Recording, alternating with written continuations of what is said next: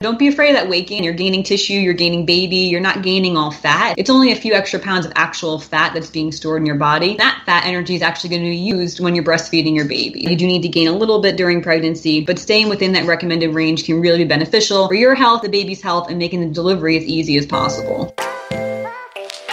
Welcome to StrongerU Radio with Mike Dola. Join Mike and friends as they discuss issues to keep you healthy, fit, and on track to create a stronger you. Let's listen in now. Thank you, everyone, for joining us on another episode of the StrongerU Radio podcast. Today, we have a special guest, one of our in-house staff members, Jessica Bachman. She is a PhD and a registered dietitian, and I'm going to roll it over to her to introduce herself. Hi, Jessica. Hi, thanks for having me on.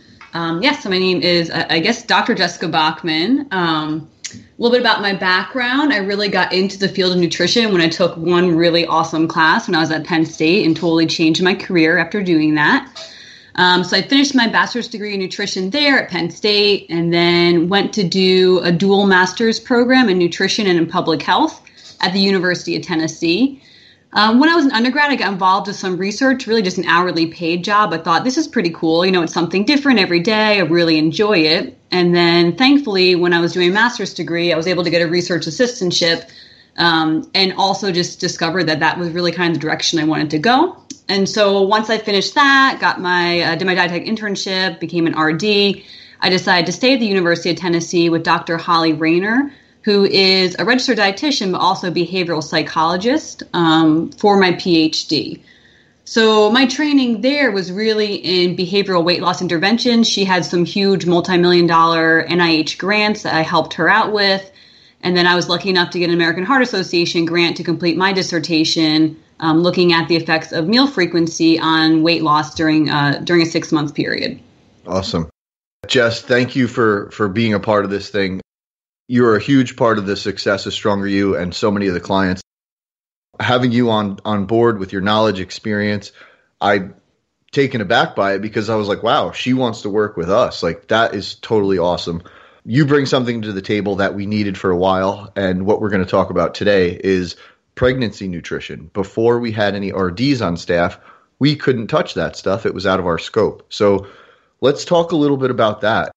When someone becomes pregnant, is there anything they need to do? I know this is a very broad question, but maybe we can break it down into, steps and trimesters and things like that. So it's definitely, it's a different approach. And recently, quite a few of our clients have been becoming pregnant, and a lot of them come over to me at that point. Then it's been the past few days in particular has been a little bit wild with that. Yeah, we joke about that sometimes. We say something about the numbers is helping the fertility. Well, it's definitely, you get your body fat percent in the right range. You have the right amount of estrogen levels and leptin levels, and so it definitely helps with fertility. So there is some truth to that for sure.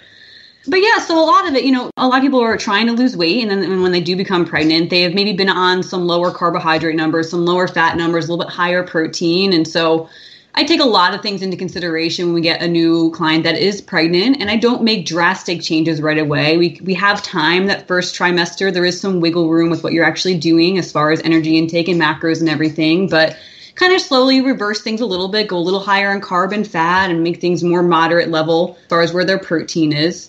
And it definitely changes throughout the pregnancy. So one of the, misconceptions for a lot of people when they're pregnant is that they need tons of extra calories, right? The eating for two and really the first trimester, and what I base this on is the recommendations from the Institute of Medicine. First trimester, you really don't need to gain any weight or up to maybe 5 pounds. So there's not a lot of changes that happen, especially right in the beginning. That's one thing I see a lot. When I see pregnant women, a lot of them, they say that I'm eating for 2, when it's really like eating for 1 and like a fingernail for a while. So it's not like a reason to go hard in the kitchen. No, and even past that first trimester, it's really only about an extra 300 calories per day. So that you really need. So that's one extra snack. It's not a huge amount even towards the end when you are actually supposed to be eating a little bit more. And now, when do the cravings usually kick in? Like the pickles and peanut butter and all those fun things that I hear about? Well, that's a really good question. So, from a research standpoint, there's actually really no reason those happen, right? There's no like hormonal change that can be pegged to what's actually going on with that. So I think, and I hate to say things like this, but it really is psychological. There's no reason you're craving specific foods or anything like that. Those, for some people, can start right from the beginning. A lot of women feel pretty bad the first 12 to 13 weeks. And so you're not really craving anything. In fact, there's a lot of food aversions in the beginning. So I would say the second trimester is where those would really pick up, though. And do you think, like, with these other challenges of like growing another human inside us, we get a little stressed out and that can lead to like those weird cravings? That can be part of it. Sleep gets really disrupted too. You have GI issues with the high levels of progesterone. It slows down your GI tract, so you're feeling less comfortable. I mean, there's a lot of things that definitely you feel like a completely different person while you're pregnant. So there are reasons behind it, but they're not necessarily real. It's interesting because I can't speak on that. I'm not going to be pregnant. I can't pretend to be in someone's shoes. So again, thank you guys, the RDs, for being able to help pregnancy, because it is a huge opportunity to help people. And if we can help people not get a little out of control while they are pregnant, they're going to do awesome. And what we see a lot of times is someone gets pregnant, they go a little overboard, they gain weight, and then they come to us and they essentially say, I've ruined my body. And if we can limit that, even if it's a thought in their head, you don't have to ruin your body. You can do it slow, and working with someone like you can make it happen. So you said something about macros. So macros are totally fine for pregnancy. Can you talk about that and maybe some other dieting styles that people might do while pregnant? Yeah, so macros I think are perfect for pregnancy. You really, both for the health of the mom, the safest delivery, the safest size for the baby. So if you're not gaining enough weight, the baby could be too small and have some issues. If you gain too much weight, the baby can be too big, which can cause issues with delivery. It increases mom's risk for gestational diabetes, pregnancy-induced hypertension, of course, makes it harder to lose all that excess weight afterwards. And so with working with my pregnant clients, it's really finding the level for macros that are going to allow them to gain just the right amount. Because again, too little or too much is a problem. As far as other diets during pregnancy, I think important at this point is to not go to an extreme. You wouldn't want to do a keto diet even if you were doing that kind of diet prior to, because you need carbs. I mean, that's what babies primarily use for energy. You need that. Like, this is a different stage in your life. So the macro approach is much more balanced. It fits all the guidelines for all the governing bodies that look at pregnancy and recommendations. So it's a much more safe approach that's really quite moderate, but can still help you control weight gain throughout the process. Yeah, and that's one thing I want to touch on now that is kind of in line with what you said about the restrictions. A lot of those restrictive diets leave out entire food groups, and which can leave out a lot of the micronutrients. And one of the things about macros that people think it's kind of like a criticism is people are risking being deficient on something, when it's actually the opposite, because when you eat macros, you're eating a variety of foods and maybe even getting in more micronutrients. So can you talk about the importance of some micronutrients during pregnancy? Oh, yeah, I agree completely. I think with macros, and that's what's missing from calorie counting alone, is that you're not told which types of foods to get a good variety in. And so with macros, you're forced to have a complete plate of food that definitely gets more of the micros. So with pregnancy, I think some of the big ones, obviously folate, that's really honestly most important those first 6 to 8 weeks. That's when the neural tube is developing for the baby. And so if anyone out there is thinking about becoming pregnant or are of pregnancy age, you definitely should be taking a folate supplement. That's definitely recommended, because most of the time that neural tube is developed before you even know you're pregnant. It's so early on. Wow. Another big one would be iron, because your blood volume increases about 1.5 times during pregnancy. You're pumping a lot of new blood. You're growing new tissue, right? You've got the baby, you've got the uterus, the placenta. Your size is increasing. Your blood volume increases so much that your iron levels increase quite a bit as well.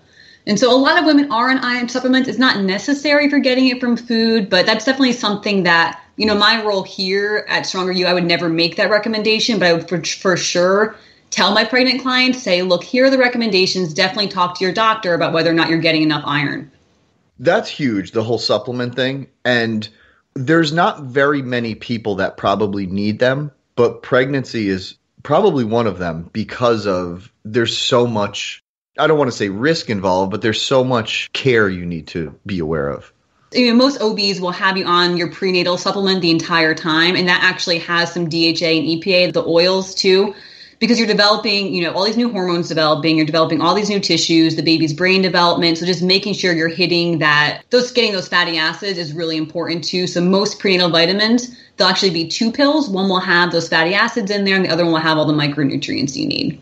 Now, as things progress, is there anything that should change like right before delivery, or is it pretty much like business as usual once you start monitoring things? Yeah, so there's definitely differences between the trimesters. So again, first try, we're keeping things steady, right? Really trying to maintain weight.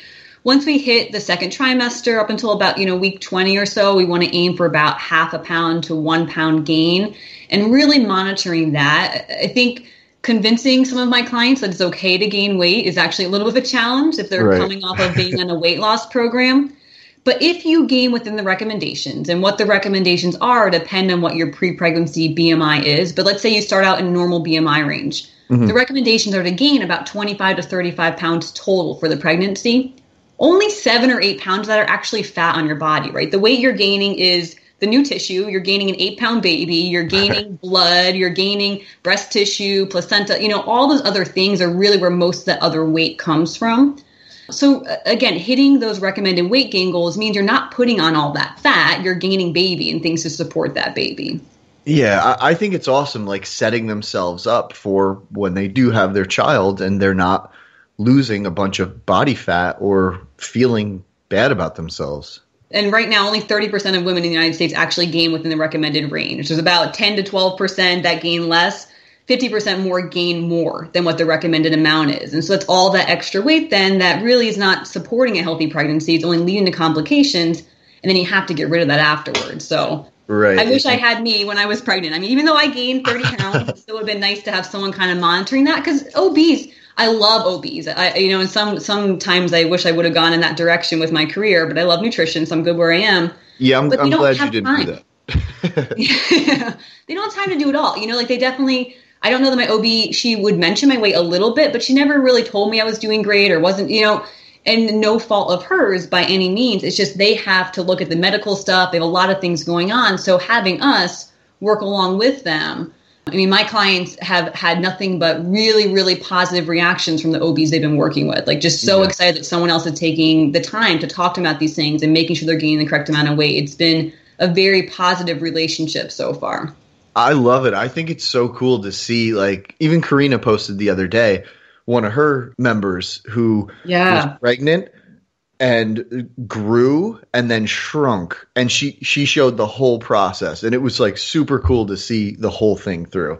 Yeah. And doing it in a StrongerU way where it's not restrictive. It's not like, she's going to keep that weight off, that mom. So yeah, I love it. Right. And if they have a crazy craving and they want some cookies at midnight, they can have them. We can make it work. And at the end of the day, if they're a little over, everything's going to be okay.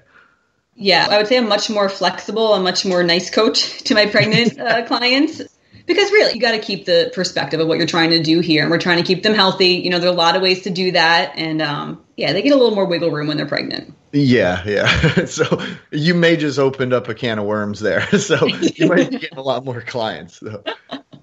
I guess the next thing to talk about is now what happens when the baby is delivered. What kind of nutritional changes are happening then? At that point, if you're breastfeeding, right, that you burn that's actually when you burn more calories. So you need like 300 extra calories or so that second half of the pregnancy. If during exclusive breastfeeding, recommendations are to add about 500 extra calories per day. And so that's actually when you get almost an additional meal.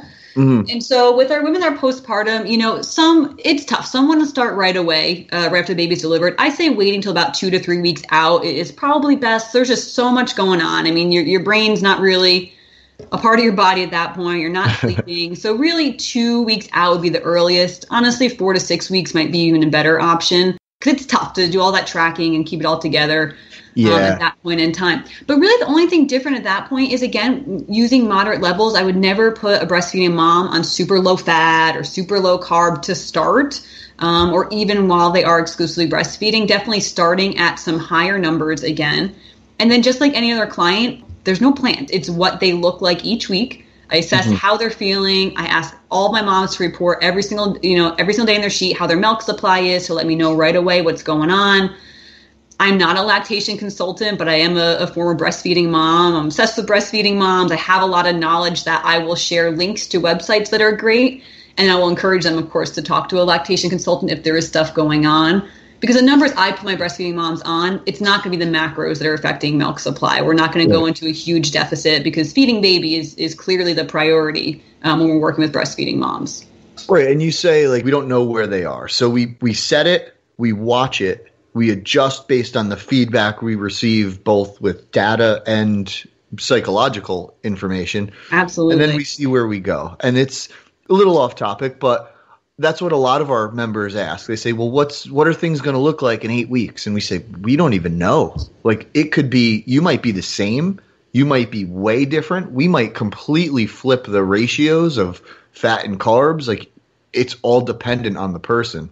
And I almost get I get weird about it when people are like, oh, you're macro coaches. I'm like, well, we're not just doing calculations. We're looking at a lot of information and figuring out what works best for you as the individual. And that's why we rock, and that's why it works. There is no template. I mean, I literally love that. You don't micromanage what the coaches do because you trust our opinions about things, and we listen to our clients, and there literally is no template. I ask that all the time, like, what about 4 weeks from now? How high do you think my maintenance numbers would be? I'm like, I wish I knew what my maintenance numbers were. I don't know. It changes all the time. So it's constant assessment. That's why we're good at what we do. Right. And the maintenance numbers, like maintenance today can be different next week if I'm on vacation running around town all day. So we never know what's going to happen. That's why data is huge. And that's why I don't think people should just pick a calculated number and follow it, because it doesn't really know you as the person. It knows information about a person that has your physical attributes, and that's it. Yeah, absolutely. But yeah, so it doesn't sound like pregnancy nutrition is all that different than someone else. It just sounds like you need to have a closer eye on it. It's not. I mean, there's no extreme differences, and there shouldn't be. I mean, you should still be eating foods you enjoy. There's definitely, I will tell my pregnant moms things like foods you want to avoid, right? You don't want to have undercooked meat. I mean, there's certain things just for risk for food poisoning because your progesterone levels are higher. You can get sick from things a lot more easily. So I'll share those resources from ACOG or other national organizations. But in general, the volume of food you're eating, slight changes in macros, but it's not drastically different. You can absolutely still continue on the program, do really well, just a little bit of different focus now. Yeah, that's what I love, that we can tailor this to those individuals, because there was a time for a while, and when we first started, that if someone got pregnant, we had to pause their session and we said, hey, we can help you when you're back, but as of right now, sorry, we can't serve you. And you know how I want to just help every single person there is. So, and I love working with pregnant moms. I mean, if I could get in some OB offices and get more of them coming my way, I just think, I read research all the time. That's what I do at my job. And there's so much research, first, about so many more women coming into pregnancy overweight and obese, which, has its own complications. But then again, 50% gaining more than they're supposed to, it just sets you up for failure for a while after the pregnancy as well. I want to get into more moms' heads and make sure they're staying within the recommendations. Yeah, and our members are mostly women, and most of them, or not most, but many are mothers or will be mothers. And this is such a cool thing to see, that you can make sure they're in a good place after they have their baby. They're awesome. I mean, they're still sending me different victories they have at different CrossFit things they're doing and the exercise, because they feel so good, because they're not overeating, they're not sluggish. It's cool that they're still making performance improvements, or at least sticking with the program as a result of feeling good about their diet and having energy to do that stuff too. So it helps you just feel good overall, obviously. You feel good when you eat good, and that doesn't stop when you're pregnant. Oh yeah, it's like magic. I love it. Is there anything else you want to add, or do you want to just touch on some of the things we talked about as a little recap? Yeah, just to recap, nutrition during pregnancy, I think that the most important piece really is to monitor weight gain. We take it on an individual basis, but in general, using the Institute of Medicine recommendations, where there's really not any weight gain necessary during that first trimester, we try and find some maintenance numbers and kind of get through whatever you can eat when people are feeling a little bit nauseous and not so great. Then going into second and third trimester, aiming for about half a pound to a pound weight gain to eventually get you to the overall recommendations for weight gain during pregnancy. And to convince the moms, don't be afraid of that weight gain. Again, you're gaining tissue, you're gaining baby, you're not gaining all fat. If you keep within the recommendations, it's only a few extra pounds of actual fat that's being stored in your body. And that fat energy is actually going to be used when you're breastfeeding your baby. So it's purposeful. You do need to gain a little bit during pregnancy, but staying within that recommended range can really be beneficial for your health, the baby's health, and making the delivery as easy as possible. Awesome. Thank you, Jess. Now, if someone wants to get a hold of you, how do they do it? Can you give them your email? Yeah, it's jessica@strongerufit.com. Easy enough.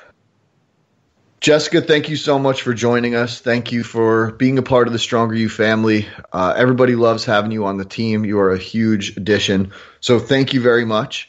And listeners, thank you for joining us again on the Stronger You Radio podcast. Stay tuned for another episode very soon.